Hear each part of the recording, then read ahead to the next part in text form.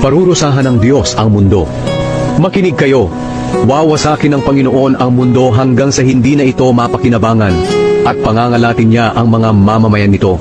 Iisa ang sasapitin ng lahat, pari man o mamamayan, amo man o alipin, nagtitinda man o bumibili, nagpapautang man o umuutang. Lubusang mawawasak ang mundo at walang matitira rito.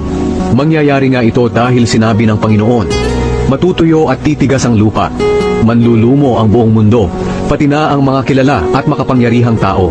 Ang mundo ay dinungisan ng mga mamamayan nito dahil hindi nila sinunod ang kautusan ng Diyos at ang kanyang mga tuntunin.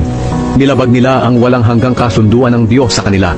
Kaya isusumpa ng Diyos ang mundo at mananagot ang mga mamamayan nito dahil sa kanilang mga kasalanan. Susunugin sila at iilan lang ang matitira. Malalanta ang mga ubas at mauubos ang katas nito. Ang mga nagsasaya ay malulungkot at hindi na maririnig ang magagandang tugtugan ng mga tamburin at alpa at ang hiyawan ng mga taong nagdiriwang.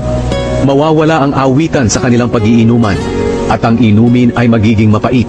Mawawasak ang lungsod at hindi na mapapakinabangan. Sasarhan ang mga pintuan ng bawat bahay para walang makapasok. Sisigaw ang mga tao sa lansangan na naghahanap ng alak. Ang kanilang kaligayahan ay papalitan ng kalungkutan.